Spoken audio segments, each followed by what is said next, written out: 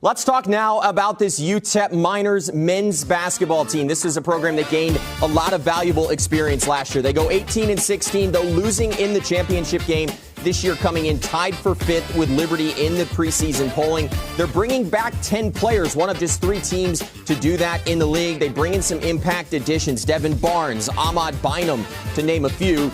You pair that with some young talent, David Terrell, Trey Horton, Elijah Jones, and this is a UTEP team clearly on the rise. They have a difficult non-conference schedule. They're going to face Long Beach State, Akron, and Yale, all 3 in the NCAA tournament a season ago before opening Conference USA play versus preseason favorite Louisiana Tech on January 2nd. And we are excited to be joined by UTEP Miners head coach Joe Golding and their preseason all-conference forward Otis Frazier III. Guys, thanks for coming on the show today.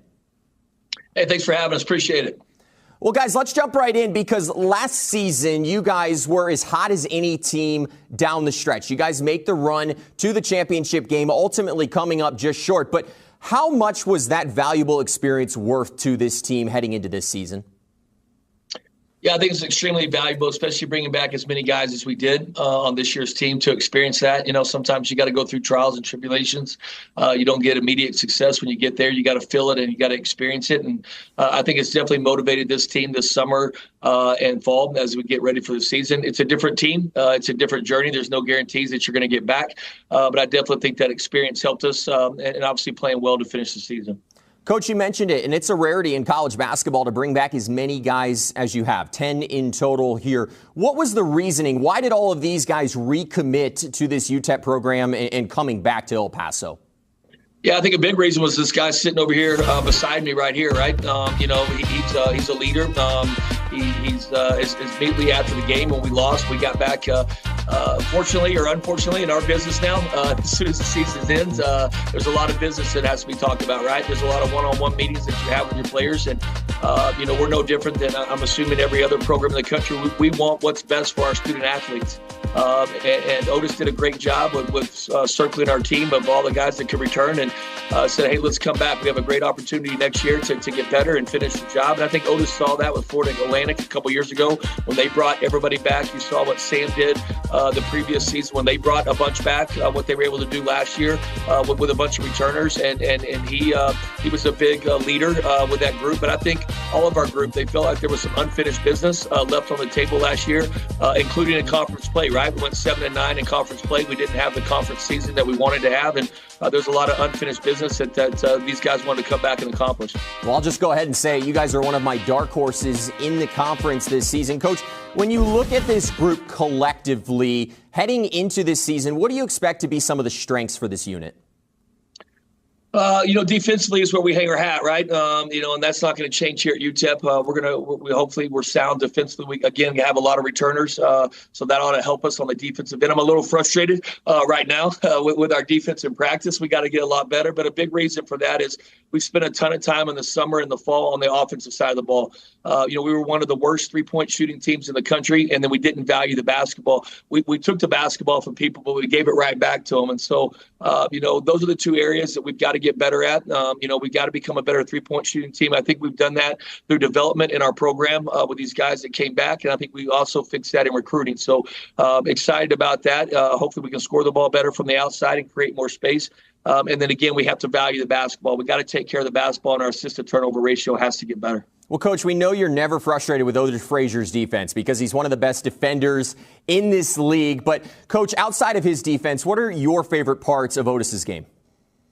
First of all, he's a great human being, man. I just enjoy being around him. He's been here for 3 years with me, so he's kind of grown up around me. He came from George Mason, and he's really evolved and developed into a hell of a player for us. You know, he's an everyday guy. You know, I know every time the ball gets tipped, Otis is going to compete for 40 minutes. He can guard anybody 1 through 5. You know, he takes the toughest defensive assignment each and every game. And he's a glue guy. You know, we don't run a lot of sets for Otis Frazier, but he never gripes or complains about it. He finds a way to score the basketball through cutting, getting on the offensive glass. We'll run a few things for him this year. You know, that was part of the deal, getting him back. I told him I'd run a few plays for him. But, you know, he's unselfish. He's an unselfish kid. all he wants to do is win. And, where he's growing for us is in the leadership. He's really grown as a leader. You can see it last year towards the end of the season. You can see his leadership growing in the locker room. And this is his team this year. We've got 5 seniors, and Otis is the leader of that group. Obviously, David Terrell is also coming on with some leadership stuff as well. We have 5 seniors. That doesn't happen a lot, that have all coming back for their senior year. And Otis is definitely the leader of that group.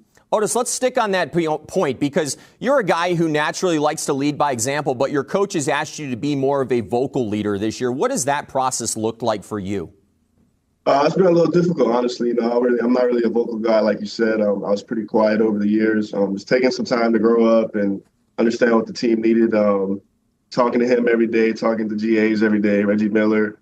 It's been hard, obviously, but I know the team needs it, and that's kind of what I've been focused on this whole summer and for the rest of the season. Now, Otis, you're a guy on the basketball court that does a lot of things extremely well. Obviously, defense is the calling card, the one people know you about, but you score the basketball really well. You're a talented rebounder. What is your favorite thing to do on a basketball court? Honestly, I think what gets me going, to get ready to play, when we have a guy that's a really good offensive player, that gets me going pretty much before the game, focused throughout the week, through drills, through everything. Defense is probably the thing that gets me going the most. Hey, it's easy to get up for a good defensive play there, but Otis, last year. That's why we're such a good fit, right? Exactly. You got to fit together there. But Otis, last year's team, there was a lot of young guys, and Coach already touched on several of them, and they played a big role for you guys making it to that championship game. As an older guy, one of the older guys on this roster, what has impressed you about how they have come in and contributed from day one?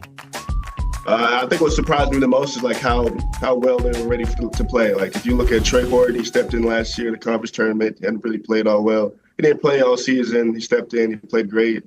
David Terrell had a great year. I think this year they've obviously grown up a little. Obviously, as freshmen do. Just taking the leaps that they've taken, maturity and all that, I think that's what's been biggest for the youngest guys. Well, certainly that is scary to think about for the rest of the league. As I said, you're a dark horse for me. Excited to see what you guys bring this season. Coach Golding, Otis, thanks for taking some time to come on the Conference USA Basketball Tip-Off Show. Appreciate you guys. Well, we are continuing on. Let's jump back over to the studio now. Matt Warner, Paul Nazigan standing by for some thoughts on this El Paso men's basketball team. Yeah, and as we were there in Huntsville, we saw UTEP get hot in the Conference USA Championship. What was it that flipped for them during that tournament, and is it something they can build off of moving forward? Yeah, they had a rough start. I mean, they were one of those teams that were really negatively impacted by injuries early and a road stretch to start conference that would kind of dug them into a hole. But you got to credit Coach Golding and the guys for staying together and not getting discouraged. They just kept grinding, and they hit their stride the last couple of weeks. They were hot going in. And, I mean, to get to the championship game out of the 5 spot, the 5 seed, just shows the quality and parity of Conference USA. So while that is all fun and exciting to make the championship game, you cannot underestimate the value of that, of those guys going through that experience, the maturity, just being in big games like that, and then the belief now that again, you got belief when the huge number of guys come back again.